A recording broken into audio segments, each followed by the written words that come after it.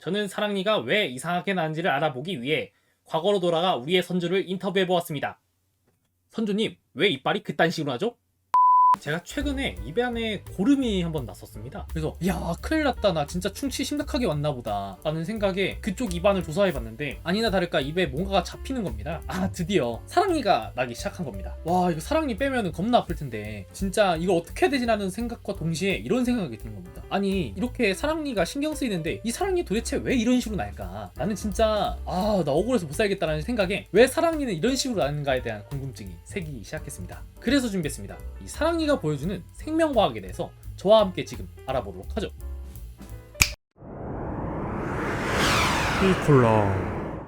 먼저 우리가 사랑니가 왜 그런 식으로 나는지를 알아보기 전에 사랑니가 정확히 뭔지에 대해서 일단 알아보도록 합시다. 이 사랑니는 이 성인 기준 앞니를 기준으로 8번째 나는 치아를 의미하는데요. 보시면 여기 첫 번째 앞니 기준으로 하나, 둘, 셋, 넷, 다섯, 여섯, 일곱. 이 8번째 나는 치아를 정식 명칭으로 제3대 구치, 영어로는 서드몰라라고 하며 이 사랑이나 지혜를 얻을 나이인 10대 후반에서 20대 초반에 나온다고 해서 속칭으로 사랑니 또는 위즈덤 투스라고 부르기도 합니다. 하지만 이 치아의 특징이 순순히 이빨이 나오지 않는다는 게 문제인데요. 이 왼쪽의 엑스레이 사진을 보시면 이 이빨이 정상적으로 나오지 않고 이 옆으로 이렇게 나오는 것을 볼 수가 있고, 위쪽의 치아를 보시면 원래는 이렇게 나와야 되는데 완전히 바깥쪽으로 삐져나오는 치아를 보실 수가 있습니다. 이렇게 사랑니는 이 인간의 턱 안에서 정상적으로 나오지 않는다는 게 이 사랑니의 특징입니다. 그래서 이 사랑니가 왜 이렇게 나온지를 알기 위해서 저는 이런 질문을 던져봤습니다.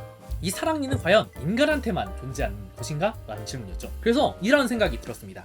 인간과 비슷한 애들이 사랑니가 나는지를 알게 된다면 우리가 왜 이빨이 이렇게 이상하게 나는지를 분석해 볼 수 있다는 생각에 인간과 친척인 종과의 치아 구조를 분석해 보기 시작했습니다. 그래서 우리는 그 인간과 친척종들이 무엇인지를 알아보도록 합시다. 우리의 친척종들은 왼쪽의 그림에서 볼 수 있듯이 고릴라, 오랑우탄, 침팬지, 보노보 원숭이 등 다양한 종들이 있는데 이들의 이빨이 각각 몇 개인지를 알게 된다면 인간에게만 사랑니를 낳는 것인가에 대한 질문을 해결할 수가 있겠죠. 그래서 조사를 해본 결과 인간 포함 모두 32개의 치아가 나온다는 사실을 알게 되었습니다. 그렇다면 다시 이런 질문을 던져봐야 되는데요. 오케이, 사랑니가 그런 다른 종들에도 있는 것은 알겠어. 하지만 얘네들도 정상적인 치아로 나오는 것일지 비스듬하게 치아가 나는 것일지에 대한 분석을 해봐야 되는 것이죠. 그래서 저는 친척종들의 치아 구조를 분석해보기 시작했습니다. 우리의 친척종들이 이 앞니 첫 번째 앞니 기준으로 8번째 치아 3대 구치가 이 정상적으로 나오냐 비정상적으로 나오냐를 알아보게 된다면 인간만 사랑니가 이상하게 나오는지 아닌지를 알게 되는 것이죠. 그래서 확인해보면 첫 번째, 두 번째, 세 번째, 네 번째, 다섯, 여섯, 일곱. 이 8번째 치아가 정상적으로 맞물려서 나온다는 사실을 알 수가 있죠. 그렇다면 그 친척종들과 우리의 치아 구조가 어떤 차이가 있길래 과연 이런 결과를 빚었을까에 대해서 비교 사진을 가져와 봤습니다.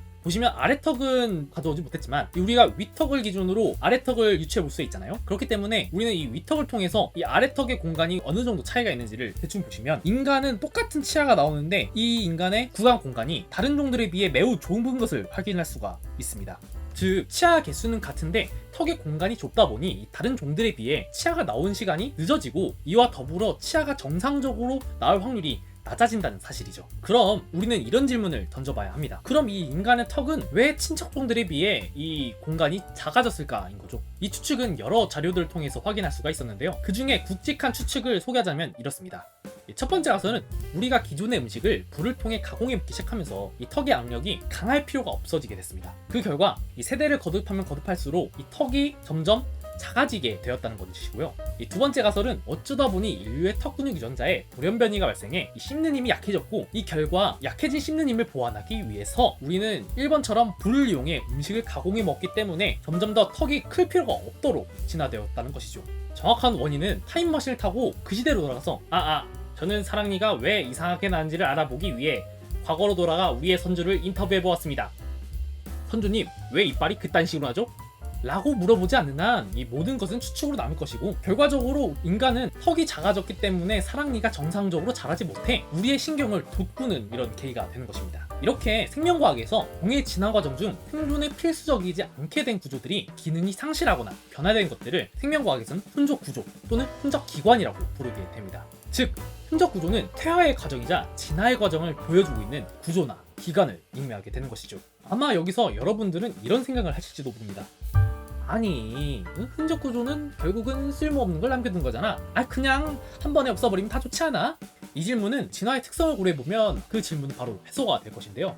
애초에 진화는 목적성이 없기 때문에 당장 필요가 없어진 구조를 가진 개체들이 강제적으로 배제되지 않는 한 이런 현상은 단기간 내에 관측되기 어려울 것입니다. 이 마치 현대 들어서 사랑니가 나지 않는 사람들이 동물계에 나타나는데 이 사람들 외에 나머지 사람들이 다음 세대를 낳지 못하게 법명으로 발표가 된다거나 아니면은 진짜 이런 일은 없겠지만 사랑니가 난 사람들이 갑자기 이름 모를 병으로 죽어서 다음 세대를 낳지 못하게 되는 이런 극단적인 상황이 벌어지지 않는 한 흔적 구조는 쉽게 사라지지 않는 것이죠. 그렇기 때문에 흔적 기관은 많은 세대를 거쳐 유전자가 자연스럽게 바뀌어가게 되고 그 결과 해당 구조의 기능이 축소되거나 기존의 기능과는 다르게 사용되도록 바뀐 것처럼 보이게 됩니다. 이쯤 되면 이런 생각이 다시 들지도 모르겠는데요. 오케이, 거기까지는 알겠어. 근데 우리 몸에 다른 흔적 기관은 존재해? 라는 것이죠. 사실 우리 몸에 흔적 구조는 많지만 오늘은 사랑니를 목표로 했기 때문에 그 중에 대표적인 몇 가지만 설명하고 넘어가도록 하죠.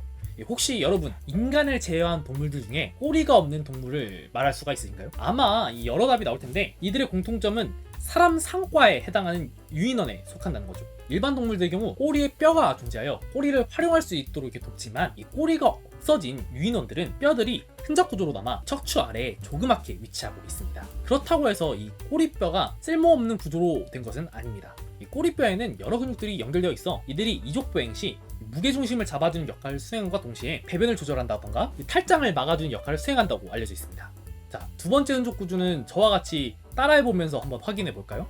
자, 여러분 따라해보세요. 엄지손가락과 새끼손가락을 붙인 다음에 그대로 손목을 올려보세요. 그러면은 여기에 보이실지 모르겠지만 이 힘줄 튀어나온 거 보이시죠? 이 힘줄이 보이신다면 여러분들은 진화 과정의 산 증인입니다. 이 근육은 야구를 좀 안다 라면 들어봤을 긴손바닥근, 예전엔 장장근이라고 불렸습니다. 이 근육은 원래 이 나무를 탈 때 사용되는 근육이었는데 이 인류가 나무를 탈 필요성이 점차 떨어지자 이 근육은 흔적 구조로 남아 폐화되거나 심지어 없는 사람들이 나오기도 하며 쓸 일이 거의 사라진 근육입니다. 그래서 이 근육은 야구와 어떤 연관성이 있을까요?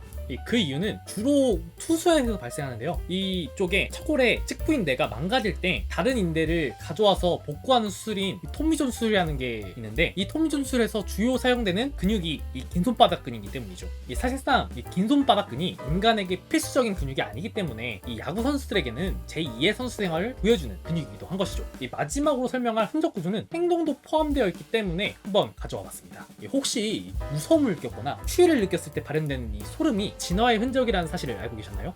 원래 이 소름이 돋는 이유는 공포나 흥분 등 운동이 필요한 상황에서 발생하는 교감신경이 주는 반사에 의해 털을 세우는 모발기근이 수축이 되면서 털이 이렇게 일어나는 것이기 때문입니다. 일반적인 동물들에게서 추울 때 소름이 돋게 되면 털 사이 공기층이 형성이 돼서 몸으로부터 열 손실을 줄여주는 역할을 수행하는데요. 마치 겨울에 추울 때 패딩 지퍼를 올리는 역할과 똑같은 것이라고 생각하시면 됩니다. 또한 일반 동물들에게서 공포를 느낄 때 소름이 돋게 되면 자신 덩치를 부풀려서 위협을 보이는 상대한테 너 저리 안 가? 라는 효과를 볼 수가 있게 되는데요. 마치 고양이가 화났거나 좀 무서울 때 이 전신의 털이 쭉 펴서 있는 걸 볼 수가 있는데 이게 바로 인모근의 반사형인 것이죠. 하지만 인간은 옷을 입고 다니는 이 의복 생활을 함으로써 털의 중요도가 떨어지게 되면서 그 결과 전신의 털이 줄어듦과 동시에 이 소름이 돋는 반사행위가 진화의 흔적으로 존재하게 되는 것이죠. 앞에서 설명한 흔적 구조들 말고도 다양한 흔적 구조들이 우리 몸속에 남아있게 되면서 우리가 진화 과정의 산 증인임을 보여주게 됩니다. 네, 지금까지 사랑니가 나는 이유와 우리 몸에 존재하는 흔적 기관에 대해 알아보았습니다. 짜증에서 시작한 이 궁금증이 꼬리를 물어가면서 풀어가는 생명과학이 좀 재밌으셨나요? 저는 다음 이 시간에 재미있는 생명과학 주제로 다시 찾아뵙겠습니다. 시청해주셔서 감사합니다.